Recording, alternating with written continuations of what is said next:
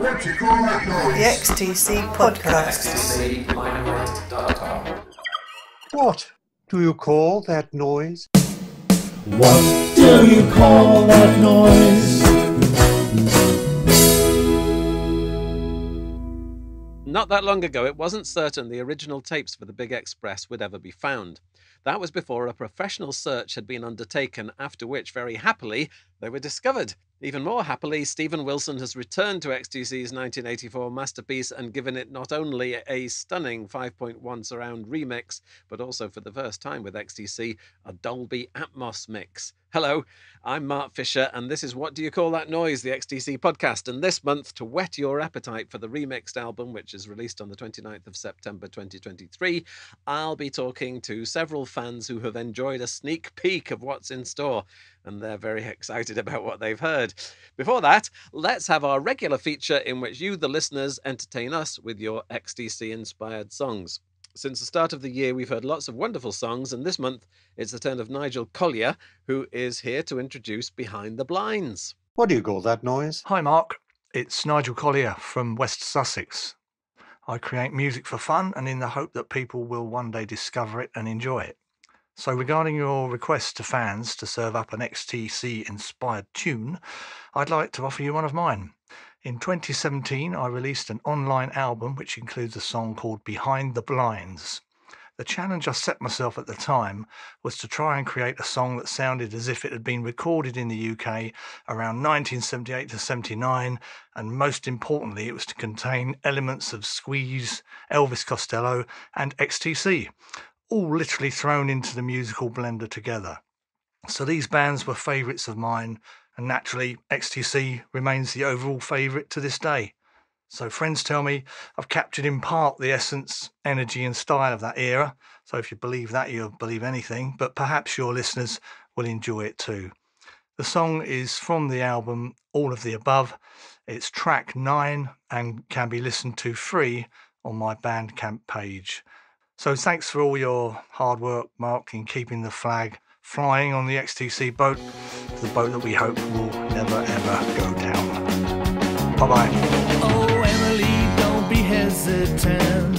He's just a neighbor looking over your fence, trying to be a good resident, but the way you ignore him don't make any sense.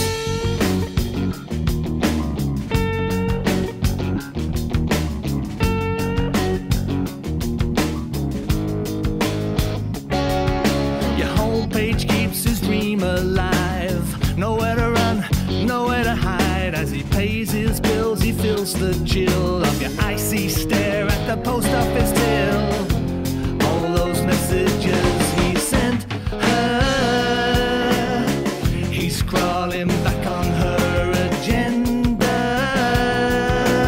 He's packed his suitcase. Let's go down at her place. She's turning up the bass behind the blinds. It's too late. The camera took away your mystery. He found the pictures in your history. I'm not denying he's got a disease, but he spends the whole day admiring your physique.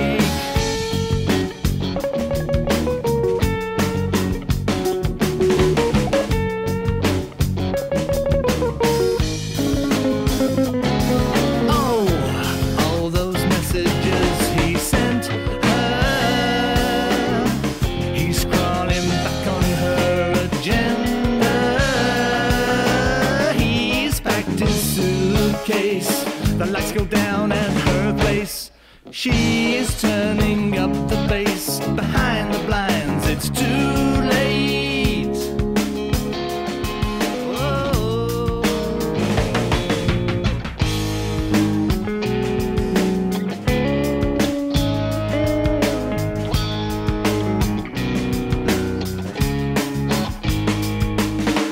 Secret that he never confesses touches everything that he possesses. Pictures on the walls filling his place. Every one of them a photo of the face.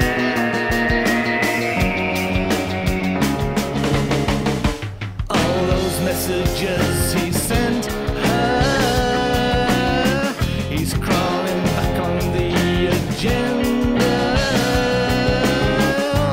Oh, he's packed his suitcase. Let's go down at her place. She's turning up the bass. Behind the blinds, it's too late. Behind the blinds, it's too late. It's behind the blinds, it's too late.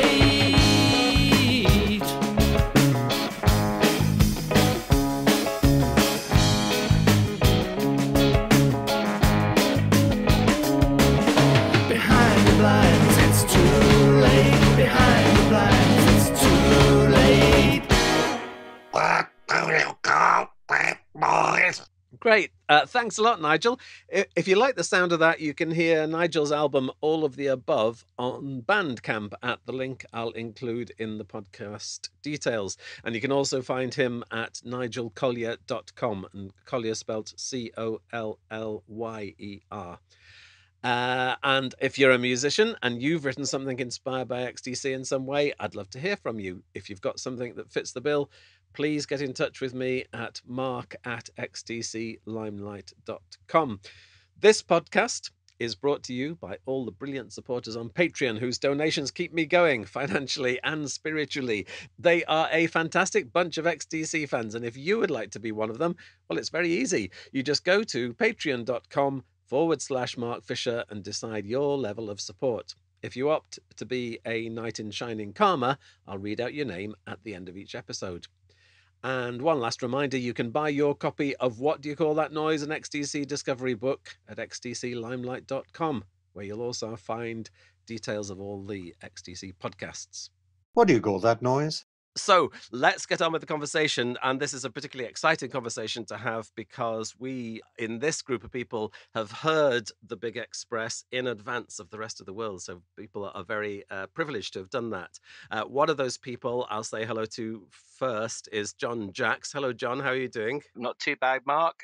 Very well. Lovely to join you on XTC Limelight. What a treat. Yep, it's great to have you on. And the reason John is a guest is because he was privileged to get one of, I think, only about 40 tickets to not see is the wrong word, isn't it? Hear the pitch black premiere of the Big Express in spatial audio in London in April 2023. And that was an event that was then repeated in Los Angeles. And so we'll be hearing from John about that. But before we do, I've got to big up this podcast because in September 2021, our guest on What Do You Call That Noise, the XTC podcast, was Stephen Wilson, talking about various 5.1 remixes that he's done. So it was Drums and Wires, Black Sea, Skylarking, Oranges and Lemons, and Nonsuch, and the Dukes of Stratosphere. And the guests on that program were Mark Reed and Mark Smotroff. And as that means that once again we have three Marks in this conversation, we're probably going to be going for surnames rather than first names for the rest of the episode.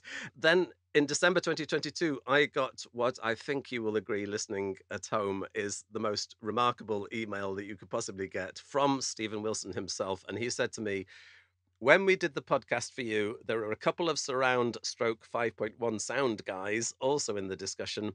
I wonder if they would be able to check over the latest XTC 5.1 mix for their thoughts, which kind of sounds like the sort of thing that would happen in a Beano comic, or where the luckiest guy in the world suddenly gets a call from Paul McCartney and saying, hey, do you want to be on my new album or something?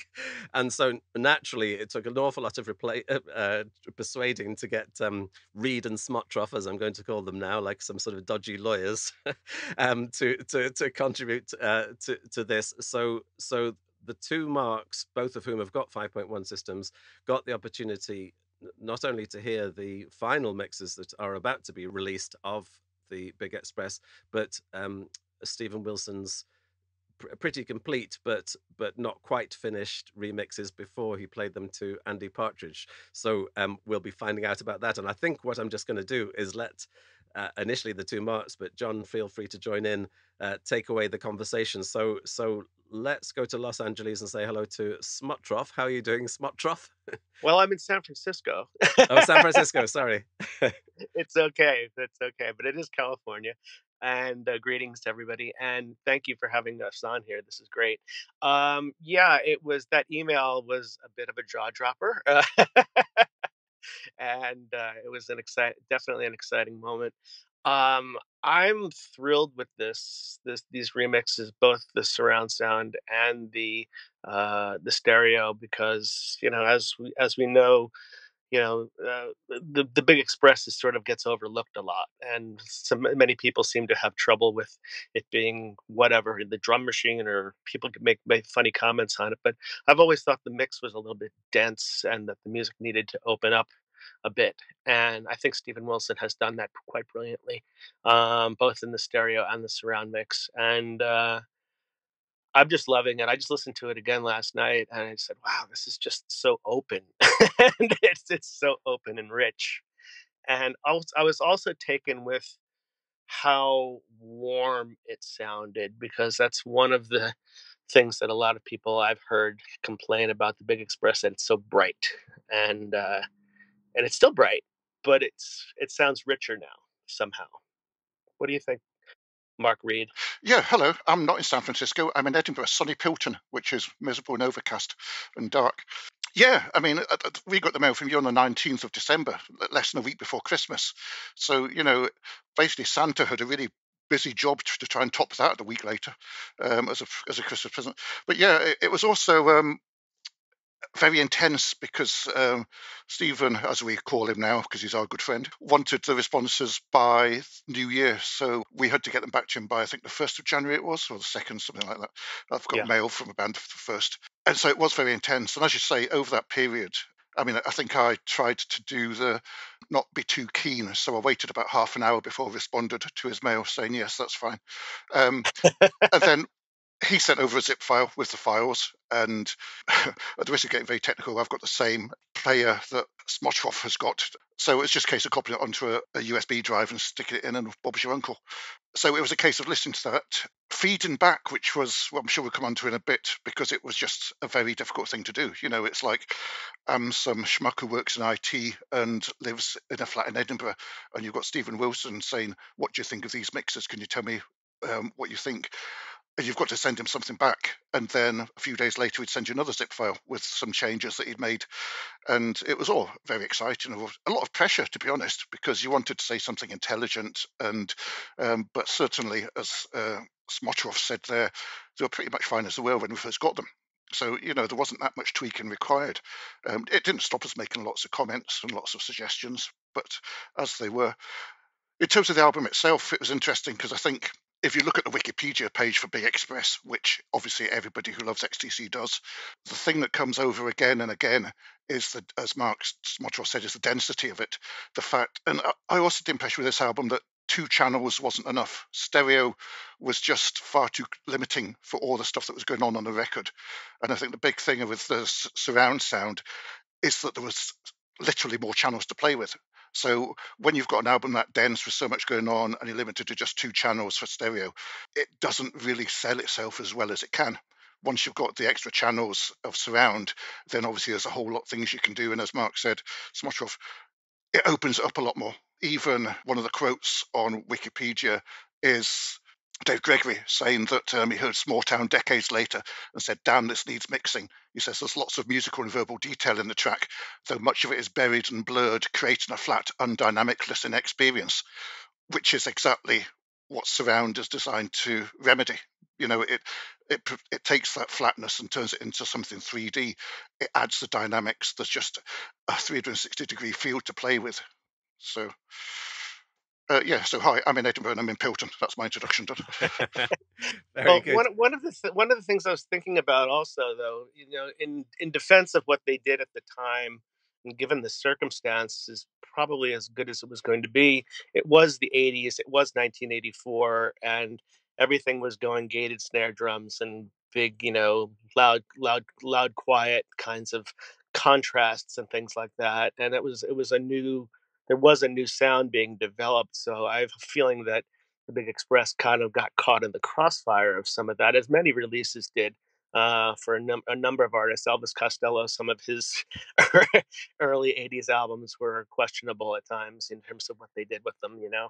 Getting the opportunity to offer some suggestions was really quite an honor, and I can't remember what Mark Reed sent over, but I was just looking at my notes and going, wow, I was pretty direct with a lot of details and things I Oh, you suggested. were.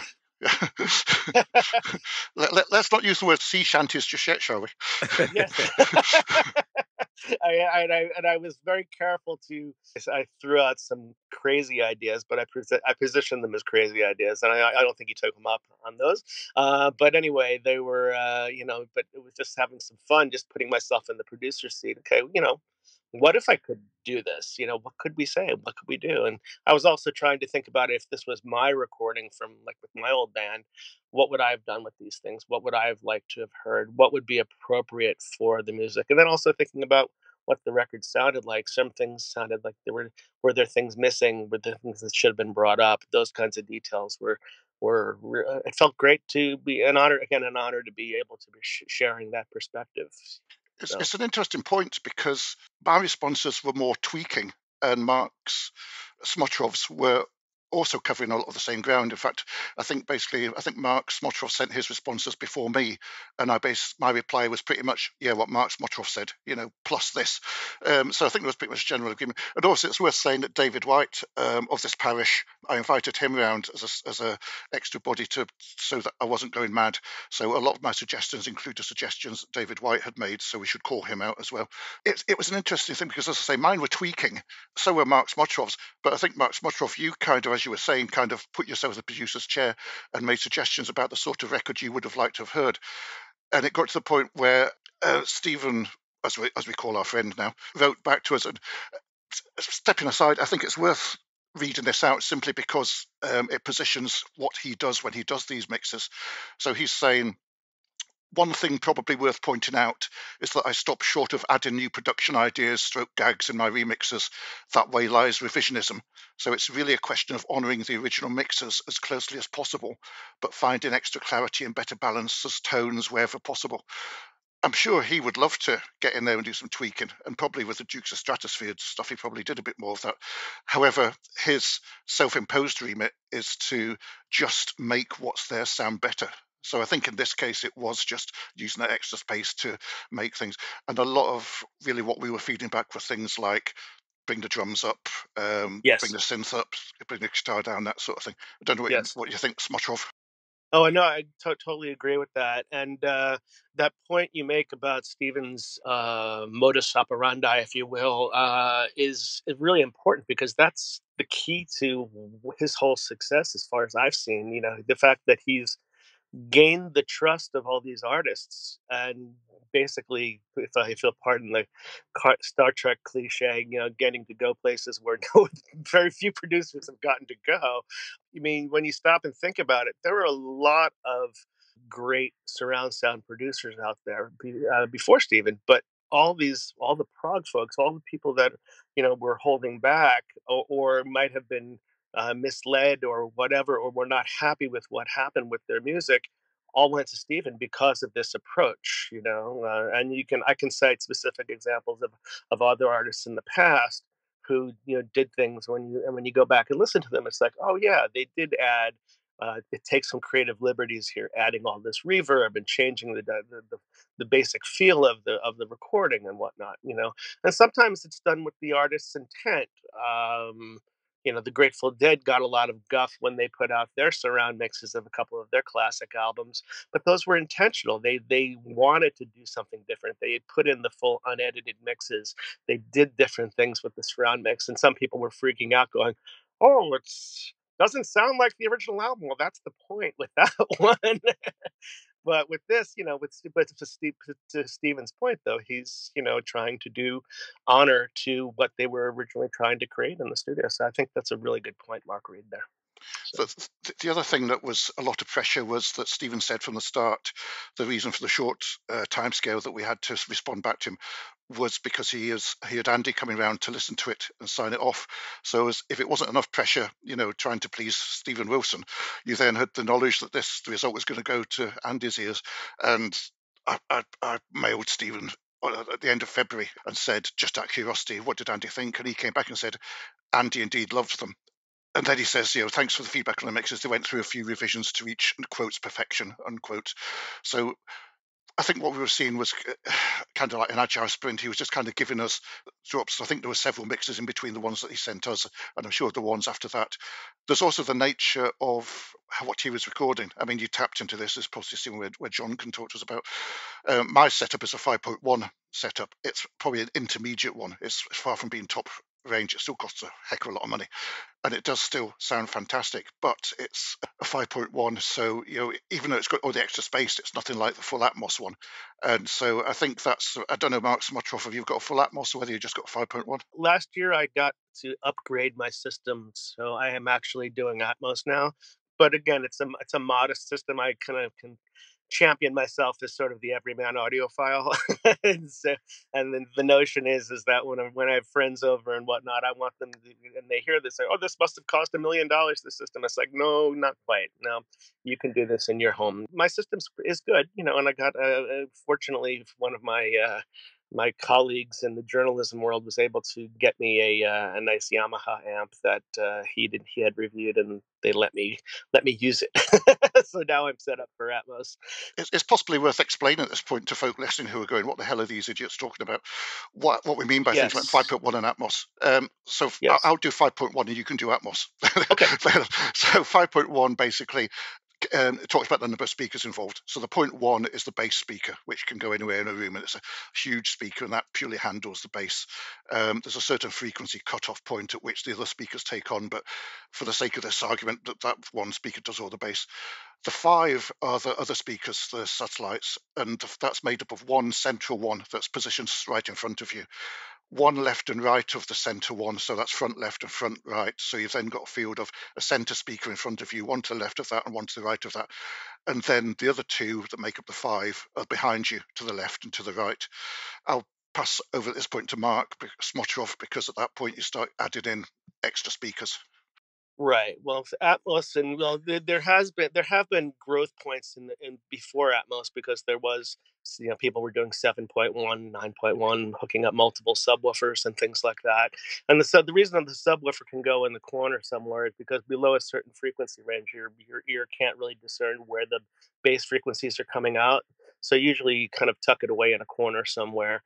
And because it's also a big ugly unit usually. But Atmos is a really interesting thing because they're dealing with height and more spatial attributes of the room. With any of these things, some of the original intentions of it were to try and bring you into the space of the musicians. And now there's been lots of different mix approaches. These days, most producers tend to focus on trying to keep the basic premise of the band or artist front and center, but using the surround fields for supplemental information, additional guitars, room ambience, things like that. With Atmos, you can now have height, however. So, for example, the mixes that have been coming out have been really interesting because they're Stephen Wilson's some of his Atmos mixes have been very interesting because he's putting discrete information into some of those channels that are peppering up above us. One of the most fascinating Atmos mixes I've heard recently, I got to review, was the recent mix of Frank Zappa's Grand Wazoo and Waka Jawaka albums, which have been put into surround sound and Atmos. And they did a really nice job creating a sense of height. So like if you're at a club and you're hearing a band play and the drums are behind you and the drums hit on the top of the this crash or whatever, there's a sense of height that's happening there that you may not be aware of. And it was very clear to me when I was listening to these recordings that, wow, I'm really getting a sense of the height of the drum kit here and musicians in the space. And that was a really exciting moment to hear because, again, there have been many surround mixes and even some of the early Atmos mixes that have been somewhat disappointing to me because they've just been kind of putting a lot of, room ambience. They've taken the easy way out and just kind of put reverb in those channels, and it doesn't do a whole lot for me. But I think we're just on the cusp of hearing new creative approaches to what people can do with Atmos. So I'm excited about that. So there's an awful lot that's starting to come out in the UK through a label called Super Deluxe Edition. that Oh are yeah. putting out like 1 or 2 a month, and they're all Yes. Atmos. The majority actually are Stephen Wilson produced, but the things that are, I find, just the most enjoyable and most immersive are albums where it's just there was so much richness in the original recording that you can give the space. I'm going to use the most recent example of ABC's The Lexicon of Love. Is just a lush album in anybody's book, but the depth and the kind of the movement and the textures, and I mean, there's all there. You can hear it, but it just gives it so much more space, and it makes it a genuinely blissful experience, one that you really want to savor. And I think it's those qualities. The other bit I would just add about the conversation about Dolby Atmos at home is, for me, it became like my lockdown passion. I was denied immersion in music. I couldn't go and see live bands, all of that stuff. And I kind of literally cobbled together old speaker systems that I could find in the loft. I like hammered eBay for like the up-firing Dolby Atmos speakers. You can find them really quite cost effectively. They're not thousands and thousands of pounds. But it just adds this whole other quality. And I mean, I'm not going to say it kept me sane, because I'll start twitching in a minute, of course. But like it kept me going, definitely, during the lockdown period.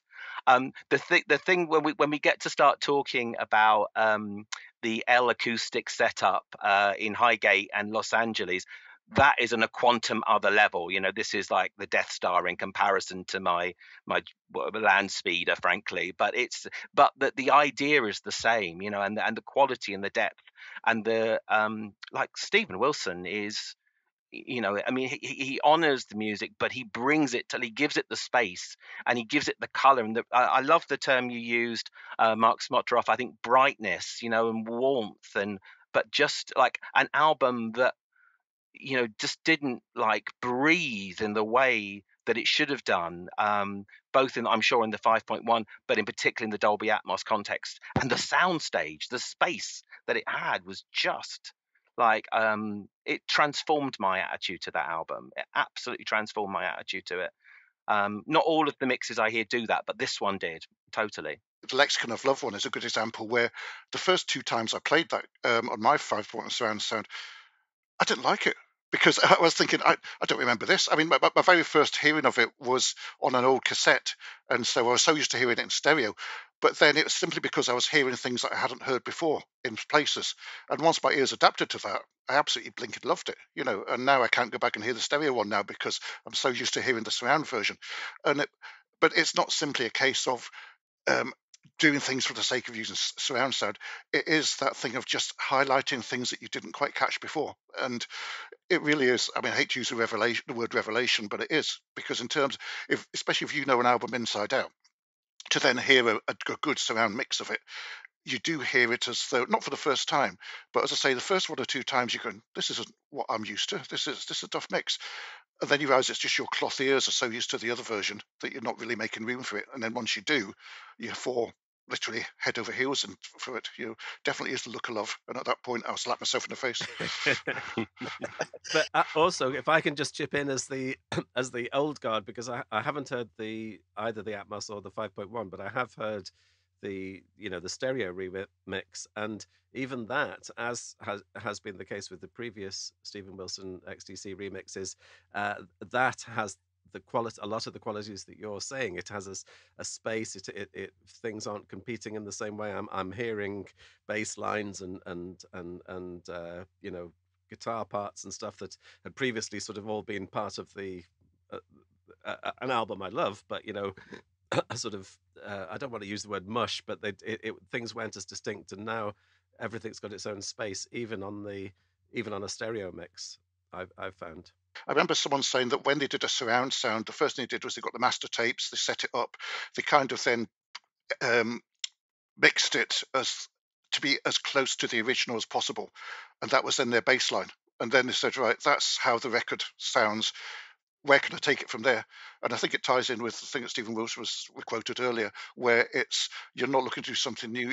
You're actually pushing aside all the things you can do and just trying to get it to sound how everybody is used to it sounding, and then say, right, how can I make this slightly better? And then from there, that's where the magic happens.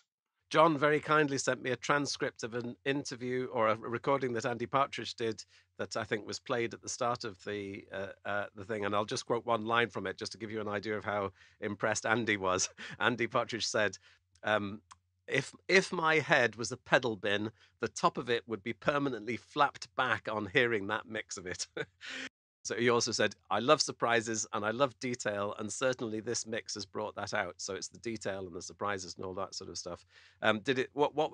John, just describe what it's like to be in that room at L Acoustics, and you said that you had a lot of help from Julie, who works at L Acoustics. It's been very Julie is the director of creative partnerships there. She's Julie Ballor Bezo, and the Pitch Black Playback group. I've got like one of their masks here, right, that you got. Once we came out of the lockdown, they really came into their own, and they start. I mean, Dolby Atmos had happened, and I was finding music mostly on things like Apple Music streaming. You can hear, and I'd started to sort of fall in love with other pieces of music beyond XTC, and Julie at L Acoustics was hosted one by John Hopkins Playback, and basically what we did, we went into, it's basically their sort of showroom for their sort of home systems, and like I said, it is like the Death Star is a quantum level above. But L Acoustics also produced sort of surround systems for live performance. But this was, Julie introduces each session.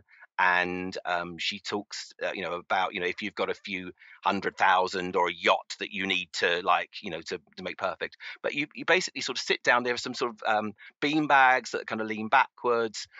You put on your mask, and then we're in a room with maybe 20 or 30 others.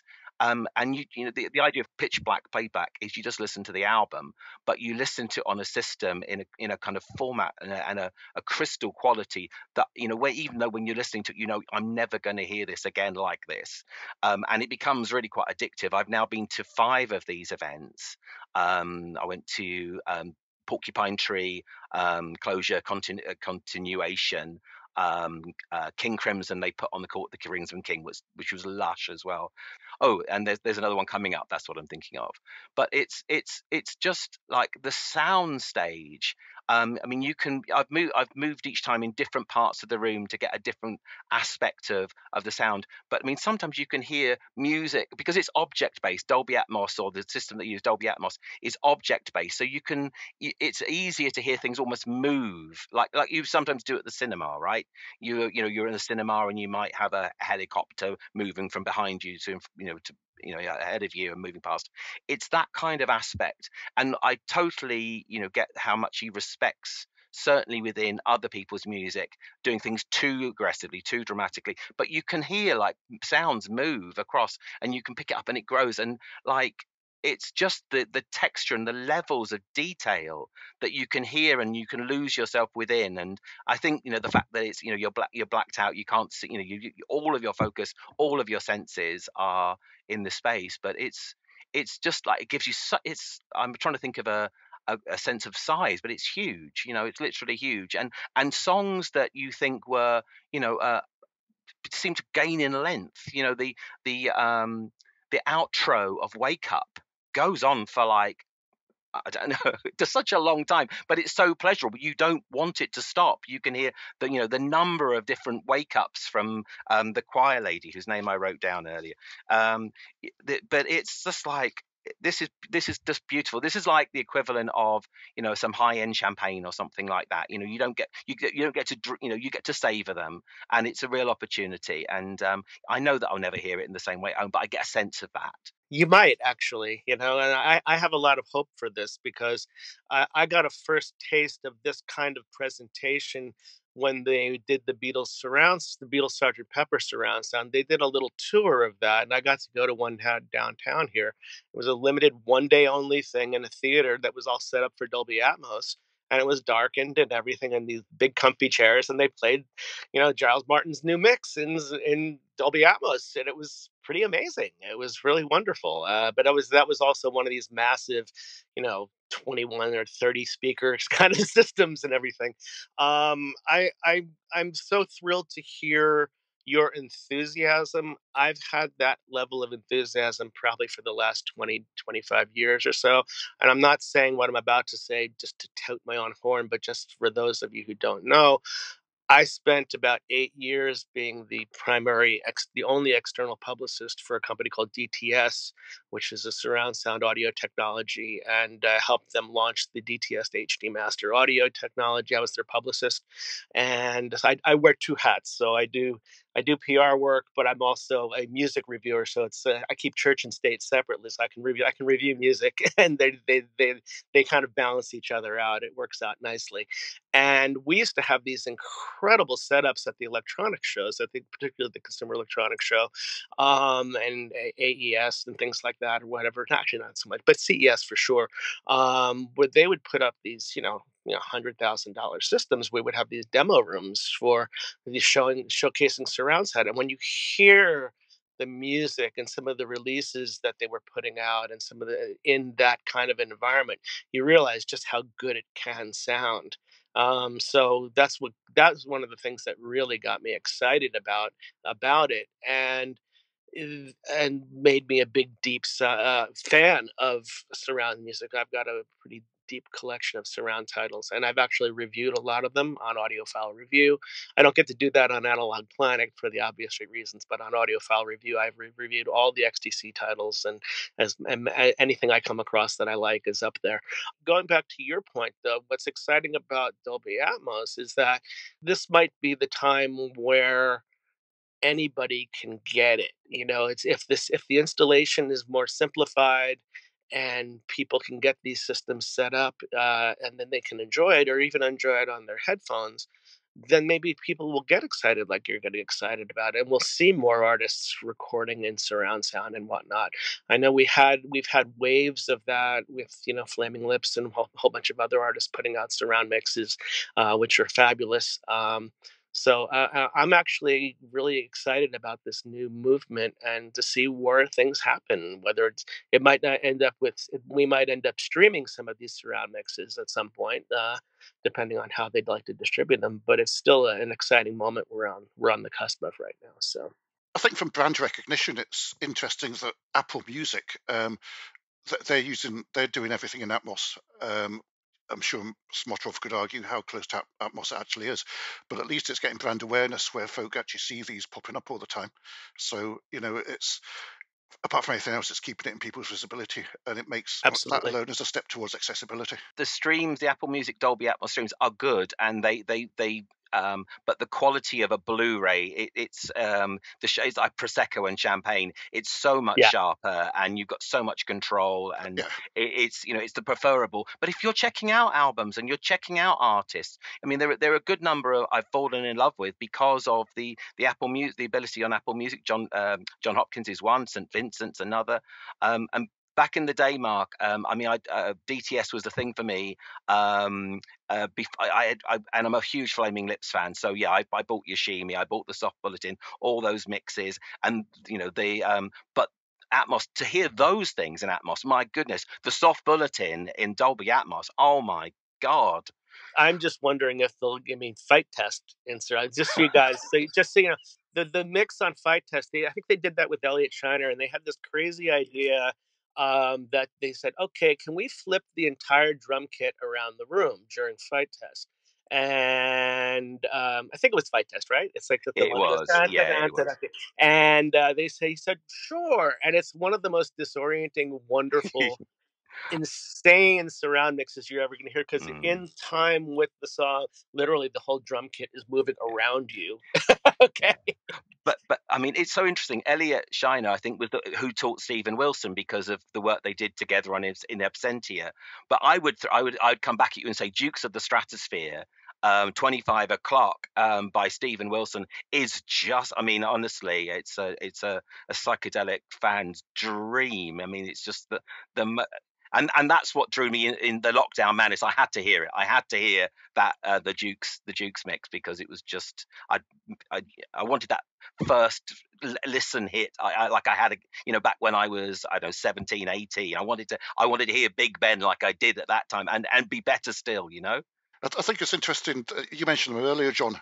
Super Deluxe Edition. I think we should call them out because, from a point of view of surround sound, they're doing fantastic stuff. I mean, their mantra is that people like to have physical things, and you highlighted, John, just then the difference between streaming and having it on a Blu-ray disc.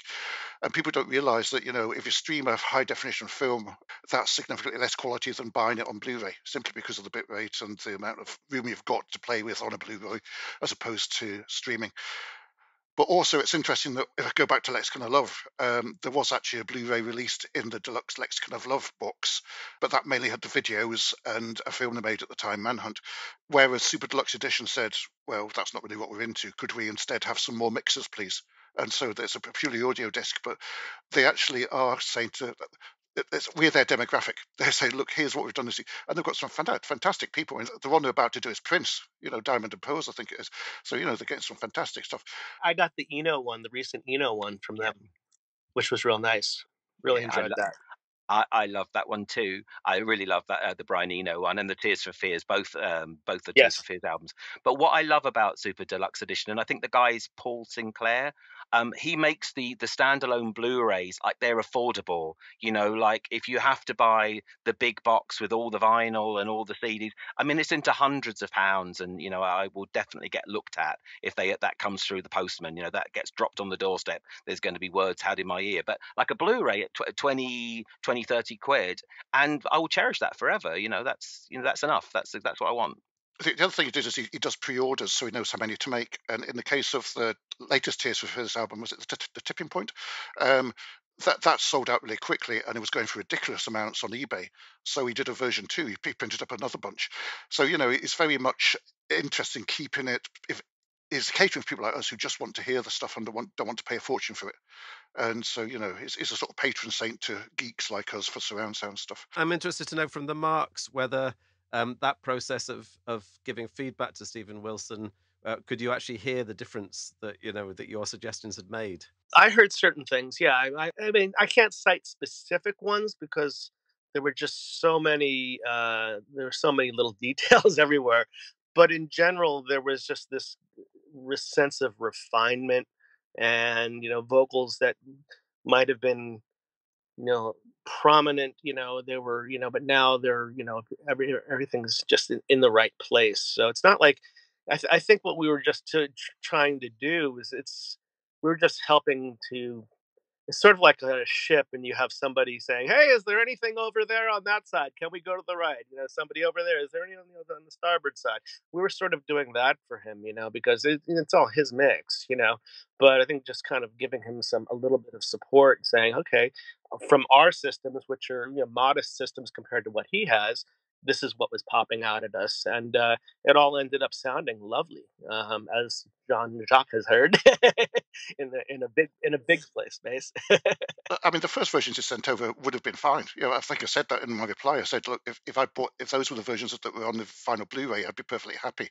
However, a lot of stuff we were saying were things like moving things slightly up. And I'm just looking at the email I sent back now, and it is just minor things like, oh yeah, the vocals are slightly higher, the synths a bit more, whatever. But at the end, and I think this is a key thing, I said, I'd be totally happy with the mixers as they are. And if you had 20 folks sending you feedback, you'd probably get 20 different opinions. Yes. So, it is the nature of the beast that ultimately he has to go with what he feels is best. So I didn't feel we were really leading the donkey by the nose by any means. We were just kind of giving him a bit of a sanity check. Exactly. It was very grateful to do. And in fact, when it was announced, I made a joke on Facebook, which is always a mistake, and I said something like, I hope he got some decent QA folk to help him review it. And someone replied, said, but this is Stephen Wilson. He's done loads of these mixes. He doesn't need any help from anybody. And he doesn't. But it's good of him that he is asking. And, obviously for him, it was handy that he knew a couple of folk who, A, knew about surround sound, and B, were XTC dweebs, so could actually, tick off 2 boxes in one go. So I'm sure that helped him. But ultimately, I think we were just adding a bit of icing onto a cake that was already ready for the wedding. Absolutely. Am I mixing my metaphors there too much? But anyway. No, absolutely. I mean, the other thing was, it was a week before Christmas, so we were all excited about that. With Stephen Wilson remembering that we existed, he was offering to send us mixers. And then on top of that, the thing that we almost forgot was oh, I thought the master tapes had been burnt in that fire in America a couple of years ago. So the fact that I found the master tapes at all would have been news enough. But in the scheme of things, it was actually quite a bit way down. So I haven't heard anything since, but fingers crossed for the other missing ones.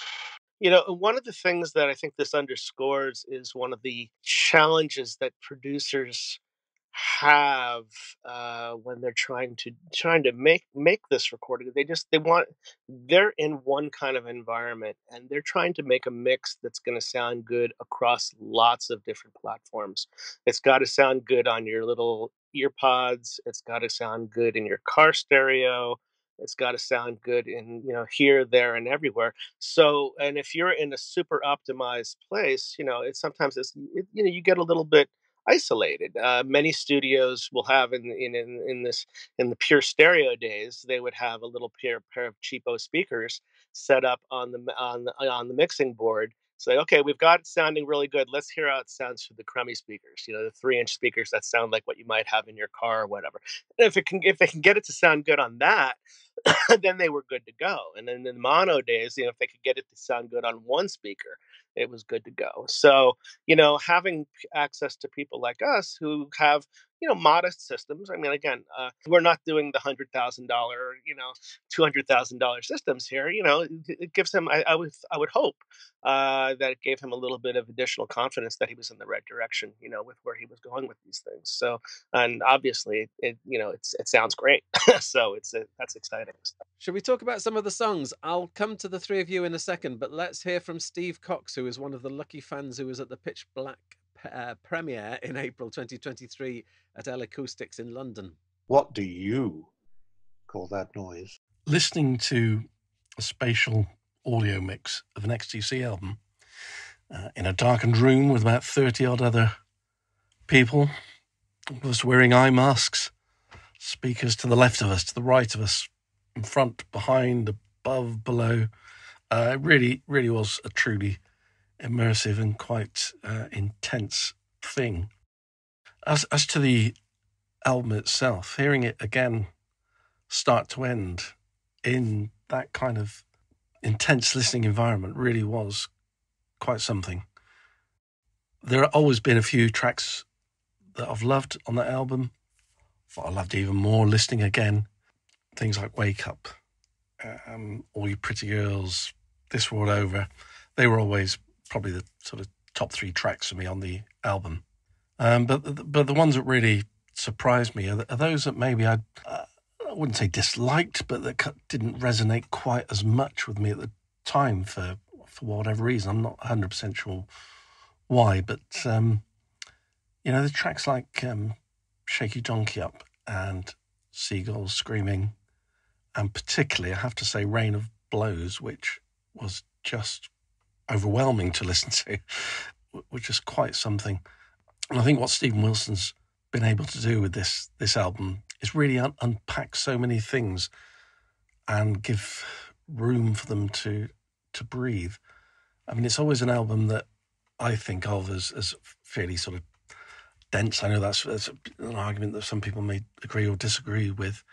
But it's something I've always loved about XTC, really, is there's always really been a lot going on, a lot to unpack when you're listening, when you've really got to know the songs well and you're into, your 5th or 6th listen and beyond.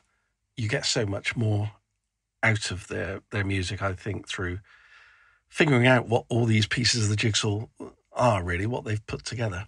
And I think possibly with this album, there's as much there as there is on any album, really. There's obviously been so much said in the past, really, about the album with the Lynn drums, but one thing that struck me on this listen back was just how great the Pete Phipps drumming is and how much, real drums, real percussion there is. There might be a lot of that metallic industrial soundscape going on, buttressed by Lynn drums or whatever else is going on there. But there's a real person playing drums there on a lot of those tracks, and that's quite evident and quite powerful. As much as I enjoyed listening to the album in that environment, this remix, start to end, and what an intense and brilliant experience that was, I think at the time, what really surprised me and opened my eyes, opened my ears, were the extras, the B-sides. Wash Away, incredible. Should have been a single, should have been a lead single. Incredible song. Blue Overall, I really could not believe how magnificent that sounds in this remix. Yeah, a track that I was intrigued by at the time, but it isn't one I've thought about a lot over the years, I must admit, and haven't gone back to and revisited. But this remix has really brought it to life for me. And also, maybe surprisingly, but Red Brick Dream, where you think, well, there's not masses going on there, is there? But this kind of overwhelming wash of the strangely tuned acoustic guitars. Yeah, and a track that kind of means quite a lot to me, really, with its Swindon references. As a born and bred Swindonian, that's always been an intriguing and interesting and meaningful song for me. And yeah, that works so well in this kind of surround sound mix as well. So I mean, maybe this is the one that tips me into the land of audiophiles. Maybe this is the one that makes me think about upgrading that system at home and starting to think about getting some of these reissues. I certainly was absolutely stunned by that playback, and yeah, we're all in for a treat. What do you call that noise? Thank you very much for that, Steve Cox. What does everyone else think are the standout tracks? Train Running Low on Soul Coal is stunning. Yeah, totally. It's absolutely freaking stunning, because that's one of my favorite songs on the album. It's also one of the densest and harshest on the album. It's because it also comes at the end on the vinyl, if you remember, so everything's compressed down there. And Mark, you just very kindly reshared your own version of this song as well, and your own cover of it. That was a lockdown experiment. That was my lockdown version, yes. But so yeah, Train Running Low on Soul Coal is, I mean, the train sounds and just the intensity of it all, but you're in there. You're just in the middle of that mix. You're in the middle of the engine, Mark. You're in the middle of. You've got the pistons going down either side of your head. You've got the town speeding by. You've got the clanking and the industrial noise. I mean, it's an absolute masterpiece, and it was in the 18.1.12 situation at L Acoustics. It was phenomenal. Honestly, it was just. And the engine and it was just phenomenal. I mean, it's a psychedelic classic. I mean, there are so many like quite out there bands who would have given their IT for that, and you couldn't really pull that out of it on the vinyl back in the 80s. You didn't get that sense of complexity. I would also throw the other two songs. I think like that's the sense of the denseness being spaced out would be Shake You Donkey Up. I thought was transformed in a very, very similar fashion, and Seagulls Screaming Kiss a Kiss are probably the same as well. All of those just they flowered. The thing that I loved was the fact that he probably, I'm guessing, it probably made him very amused the fact that he could dedicate a channel to train noises. You couldn't do that in stereo when he was coming to do the full mix. But it does make a difference where we actually have the train as an instrument of its own. So it's got its own channel to move in. Mm.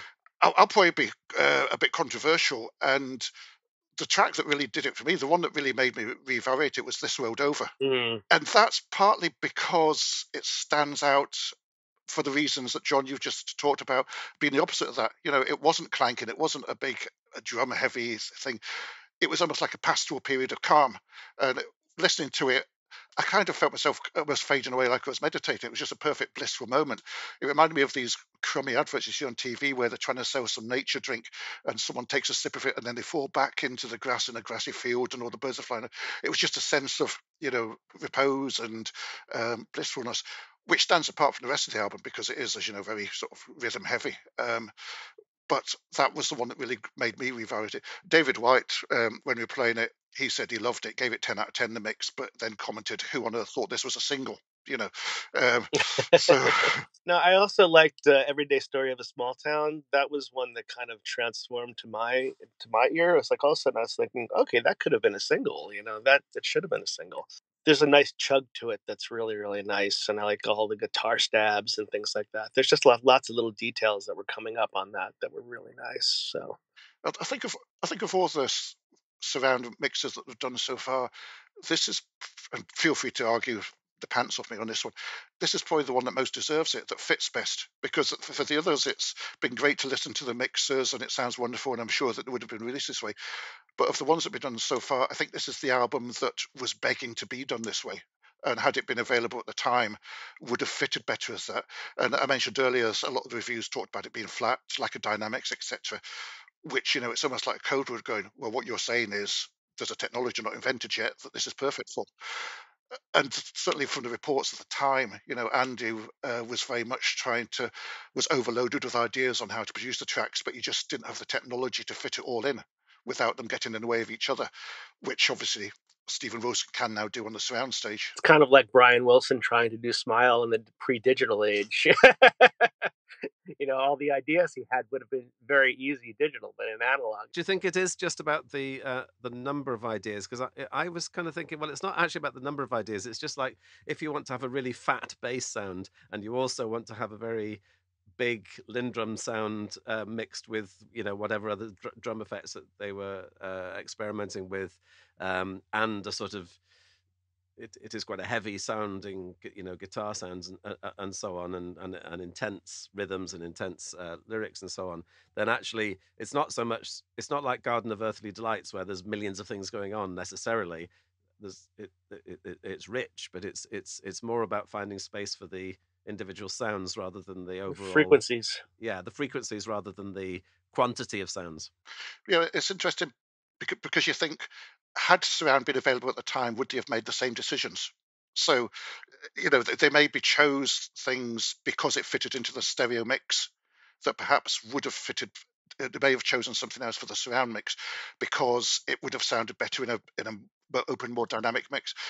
It's just one of the many. It's like we said earlier. There's so many different permutations. You never know. But yeah, I think you're right. I think there was a bit of that in there that at the time it wasn't just the pure number of ideas. It was how they fitted in with each other. And I think you get some of that resentment from Colin and Dave coming out a bit. That I think that kind of niggled them a bit. I picked up in the Wikipedia bit that, of the review of the album that it wasn't just Andy. I think David Lord also was inclined to that direction, and they maybe set each other off. And I think that's probably what alienated Colin and Dave a little bit. That actually there needed to be a sort of executive view on what would work for the listener. But the amount of information in there and it is incredible. And just coming back to the recording that Andy did before the listening at L Acoustics, which I'm pretty sure Stephen Wilson asked him to provide, he basically said he loves the details, and certainly this mix has brought them out. For the first time, he said, hearing this album, actually hearing things that I'd forgotten were there. We put these elements to counterbalance that bit when something occurs, and when the high drops out, it had to be exchanged. But it's the sense of he'd forgotten the amount of stuff that it was packed in, and by pulling it out, that's when it becomes this kind of revelation, and you can reevaluate it. And just thinking of some of the songs in there, the whole Swindon concept album. I mean, really you can feel it so much more, the flow of this, of both the concept, not just in Small Town but with the extra tracks, Red Brick Dream, that sense of the sort of the lyrical qualities, the lyrical pictures he's painting, the poetry, the Dylan Thomas, Under Milk Wood vibe. That Andy is just such a genius, with these words. This may be actually his masterwork. When you pull it apart and give it that space, the whole album is so satisfying. I mean, it's in Apple Music they have the essential albums, under the artist. This one should go straight up there. It really should. It's in that context. One of the other songs that, again, it's not just density, but also just giving space to certain sounds. Like I thought I Bought Myself a Lyrebird was gorgeous. There's this beautiful, rich kind of distorted amplifier tone coming through that he's playing with those weird jazzy chords he's doing and everything. But you really get the sense of like an amplifier in the studio, and you get that feel, that richness that was kind of crunched down on the vinyl. I thought on the CD versions. So it's now, I mean, it's just more. It's just rounder, and again, with the surround mix, you're getting more of that room feel. That basically that sense of what it's like to be in the room and hearing that kind of a sound as it's being made. So that those kinds of things are exciting too. I'll be interested to see the reviews that this gets in the press and elsewhere, simply because of what you were saying, John, about the revelation of what the album is, and not just for the surround version, but for the stereo one as well. It would be great if they got the folk that wrote the reviews of the original release to hear it. Not to say you were wrong, you idiot, sort of thing, but simply to say, look, this is how it was meant to sound. And I think there will be a bit of a reevaluation of it, coming off the back of it. I don't think they'll just go, here's another XTC re-release. It sounds really good. Stephen Wilson's great. La-di-da. I think there will be a big look again at the album itself, to actually fit it in and say, well, now we're hearing it properly. This fits more into this part of their genre. I'm looking forward to reviewing it. That's for sure. The sense of the legacy that this album, viewing it from the context of 2023, and Blur being very definitely a live, a live item. I mean, the everyday of small town. I mean, that there is so much packed in. That's kind of a precursor. And at the playback, someone very clear, shouted out in the questions to Stephen. So Stephen did a panel at the end. Blur almost based a whole career on that song. You can see, there's so much packed into that, but you can hear it properly now, and it's masterful. It's a joyous song, but it really is a very powerful piece of writing, and really evoke the town, and the sounds and the life and the whole story about Swindon. Is just brilliant. Well, I'm sure you saw, Jordan, because you mentioned it earlier, and I've been on the same thing, the Wikipedia mention of that, where they talk about Alex Petridis referring to aborted tracks from Modern Life as rubbish, as a disappointment for, quote, for anyone excited to hear their abandoned sessions with XTC's Andy Partridge.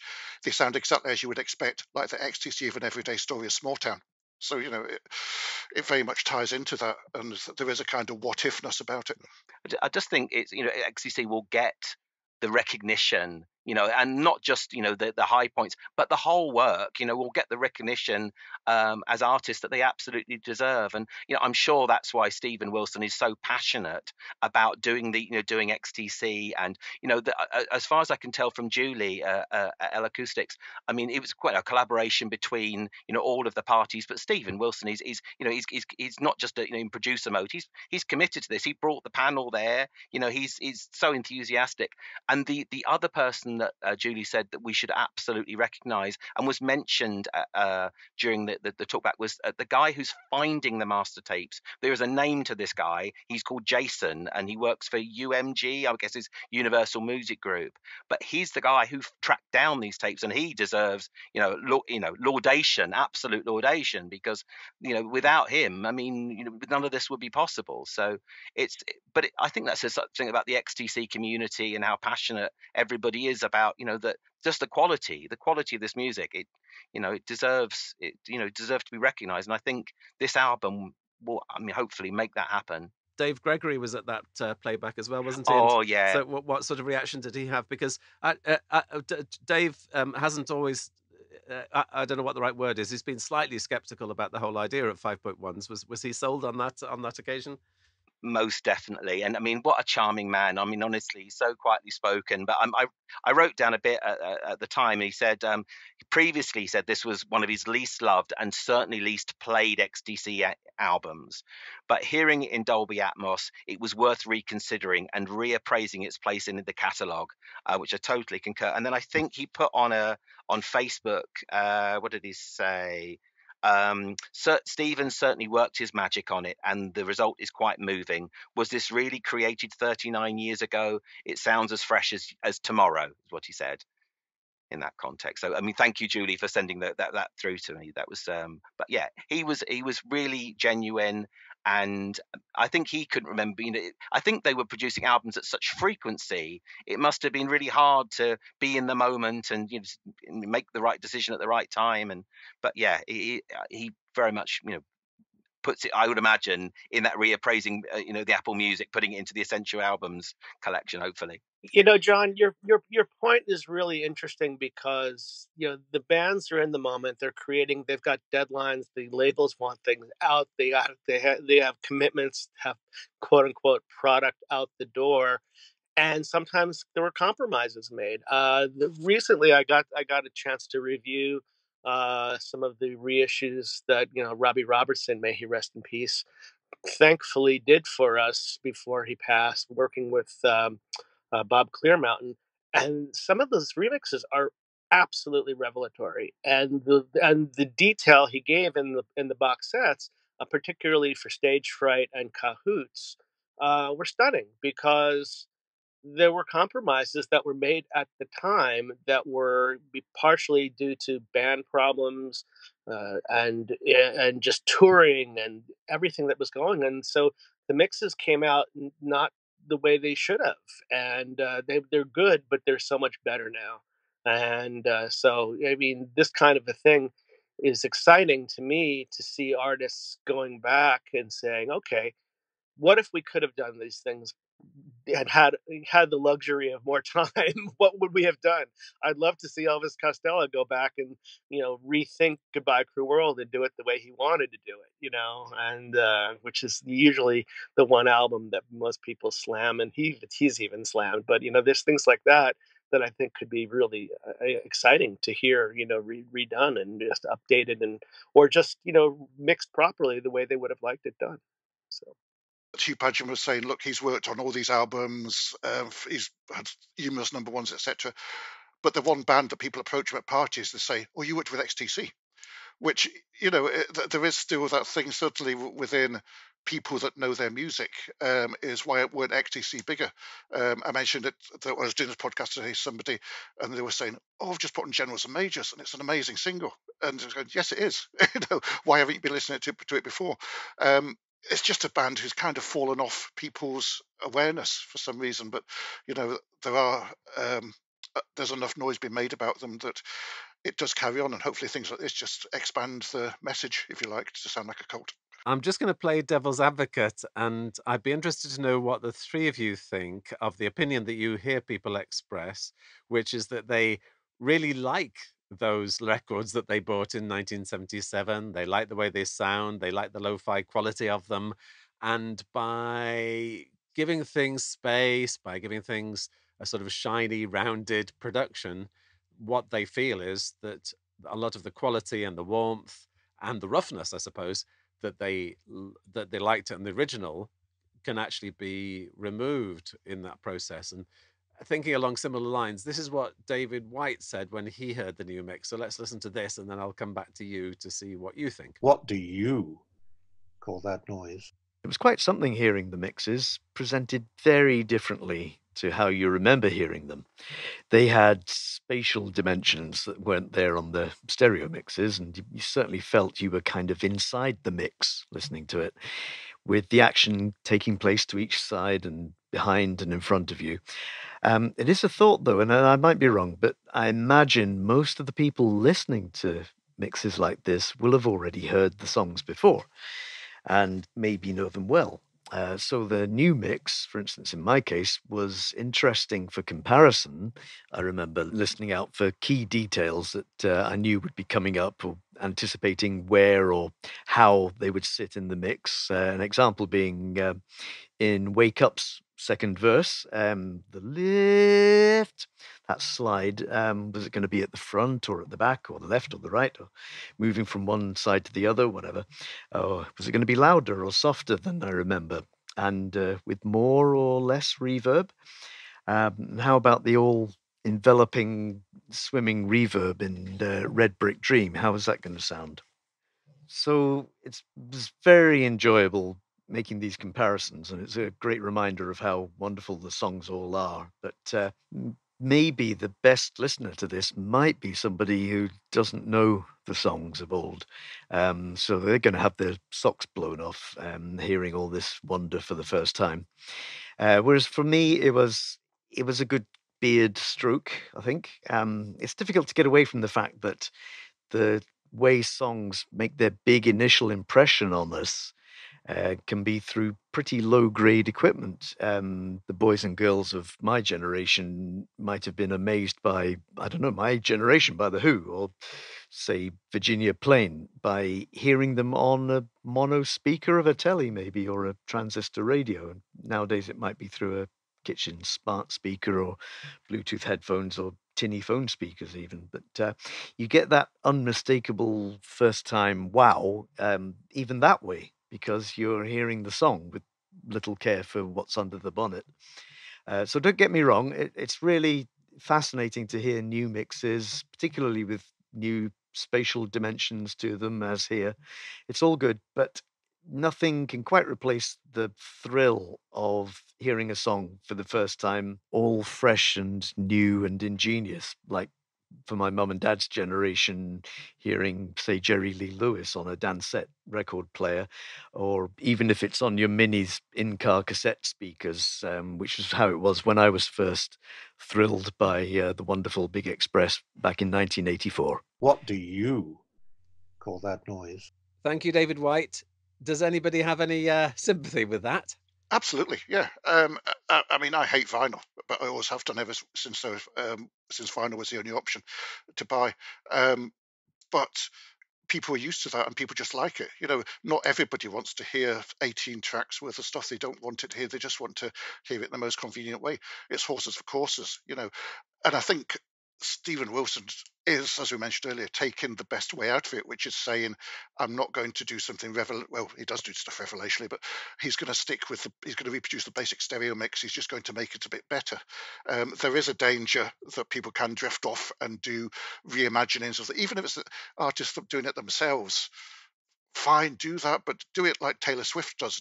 Don't say, you know, here's a re-release of my album, and by the way, I've mixed it all to high heavens and added stuff that wasn't in the original. You know, call it out that it's a different mix, but at the same time, give people what they want, which is the original album. They don't want a different one. So it's just got to be careful in there, not to reimagine things. You know, people by all means do new stuff with the old recordings, but still keep the old ones available. Adding on that, I always remind people, because I get this comment thrown to me all the time saying, oh, they shouldn't mess with it. And nobody's taking away your original records. Nobody's coming into your house, stealing your records or your CDs or your downloads or whatever. You can still listen to those, and they're still good and they're still viable. I still have my original vinyl here. Yeah, but on the other hand, you know, that's us. We're record collectors. If somebody just goes to a shop or goes to On Top of Music and downloads the record that they loved when they were 15, and it comes back and it's been totally remixed and reimagined, I think that's wrong. Right, but there should be identification if it's a remix or a rethink or something like that, a major revision. But if they've done that with a lot of artists, they've made it really clear when there are different versions of it. But in general, it's an exciting time for people to be able to say, okay, let's go back and do the things we would have liked to have done.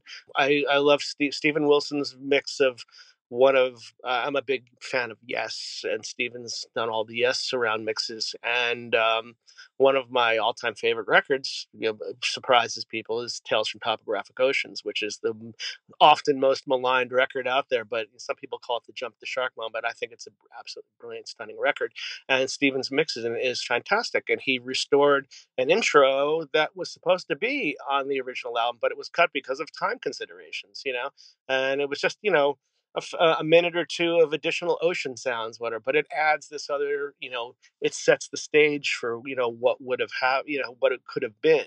So I'm okay with them going back and doing things like that if that's what the band wanted to do originally.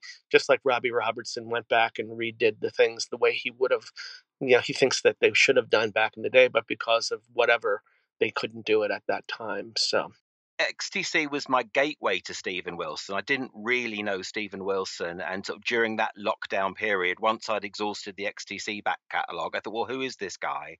And I worked back way through his solo career and deeply into Porcupine Tree, and I found myself falling in love with a lot of what he's doing.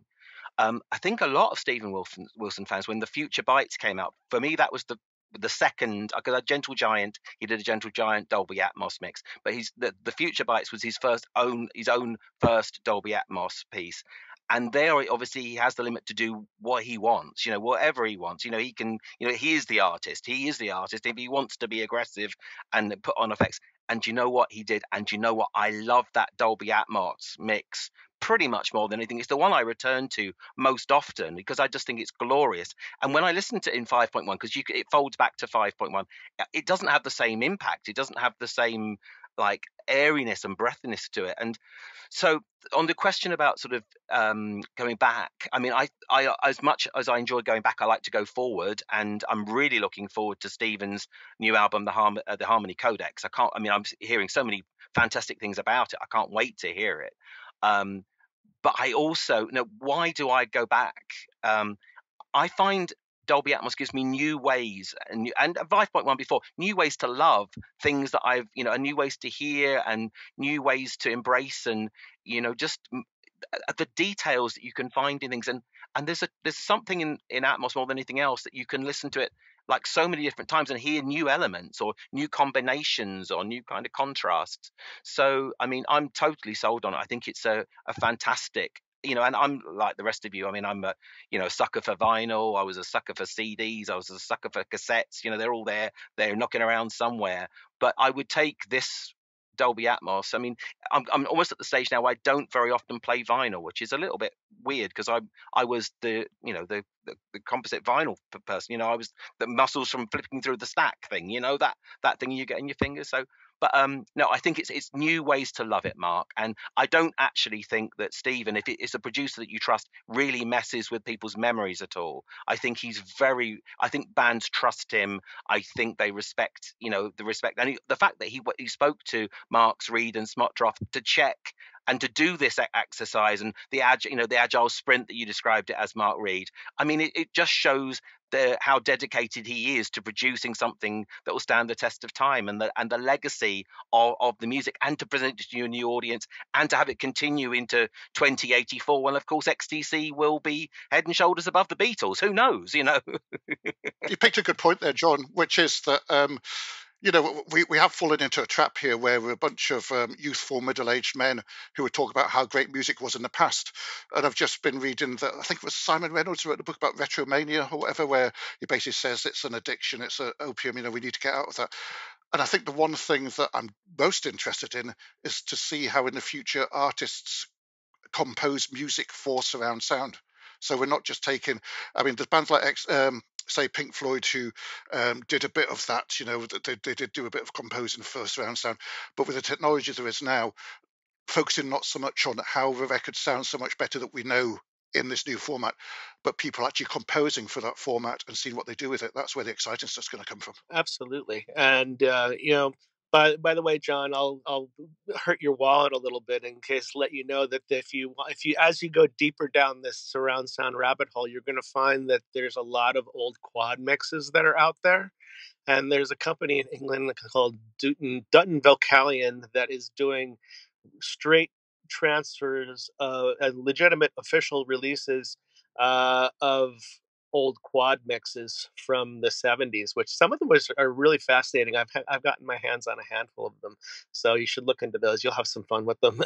But the Tubular Bells has got the quad mix. I got the Blu-ray of that and stuff. But I mean, also, Mark, I mean, the person, the online people beckoning me down that rabbit hole were that Quadraphonic Quad group and the Life in Surround podcast. Those are the guys who, that's where I, lost sight of the sky, really. Yes. John, I'd really like to know what the atmosphere was like in the Pitch Black premiere at the end when it finished. What was that like? I think everyone was bursting. There's a good few folks from this community, the XTC Limelight community that were there. A couple I've met subsequently, Liam Duggan and Lewis. But I think Tim Kendrick, he was there, and the questions to Stephen, they were popping, and I think everyone was conscious of actually what the special thing that Stephen had done in this particular mix, and how it's really just brought this album out, into you can see it in its full glory. And I think there was a lot of love and a lot of respect to him. And he's such a smart guy. I mean, honestly, he was asking for questions, but he's one of those people that speaks, and when you realize you had a question, he's pretty much answered it. He's a fan, and he's passionate about this stuff as we are. So he's like already kind of second guessed the questions. But no, I think there was a lot of love and a lot of joy. And Pete Phipps was there, the drummer as well, and he was able to the whole argument about the Lynn drum thing that people talked about, the perspective of the angular nature of it. I mean, Andy was talking about, he was trying to create an industrial energy of a town, and that's what he was doing. But a lot of those, the angular kind of the more jazz elements, or electronic jazz elements, were actually created by Pete Phipps on drums. They weren't created by Lynn drums at all. It was part of, and he was talking about some really bits of metal, and I don't know if it was like Einsatzsets a Neubauten with like people using drills and all that kind of, but there was a lot of mechanical noises that they were trying to create. But no, it was a really joyous atmosphere, and I came away like buzzing, absolutely buzzing, and I'm sure everyone in the room did. And there was a second showing. This is a weird thing. I don't know if you guys remember Nick Beggs from Kajagoogoo. He's like in Stephen's solo band. Turns out he paid as a member of the audience to come and listen to this. He was there as well. There are absolute fans of XTC have got so many fans. But yeah, I think it was I think everyone was coming away thinking, please, Jason, please find some more. I mean, for me, English Settlement, please, that would be, or Apple Venus. Mama. We've all got one we want to hear. Yeah. But thank you for that, John. I think that's a lovely place to stop, because it just reminds you can hear from what you're saying how much enthusiasm not only you but all of the other fans in that room had. So that's a lovely place to finish. So thank you very much, John, Mark, and Mark. And we'll very much look forward to the release of that album, and we'll be talking about more Big Express in future issues. But thanks for that conversation. That was great. Thank you. What do you call that noise? Thank you very much to both Marks, Reed and Smotroff, and to Jon Jacques, David White and Steve Cox, and of course to Stephen Wilson for getting the ball rolling in the first place. And thank you once again to everyone who has supported the podcast on Patreon, who you can join at patreon.com/Mark Fisher. Thanks in particular to the following Knights in Shining Karma: Terry Arnott, John Bicknell, Kevin Burt, Lorenzo Ciacci, Cale Corbett, Liam Duggan, Jamie Dunn, Jeff Farris, Evan Fish, Leslie Gooch, Mike Grafe, Robert Graham, Camille Henry, Stephen Hope, Alan Hughes, Marek Kraus, Jesper Kumberg, Robert Lawlaw, Liz Lynch, Murray Meikle, Youssef Murrah, Jeff Nicholson, Amy Parkinson, Mark Reed, James Reimer, Michael Sutcliffe, Mark Thomas, Nigel Waller, and Martin Whitley. That's all for now. See you next time.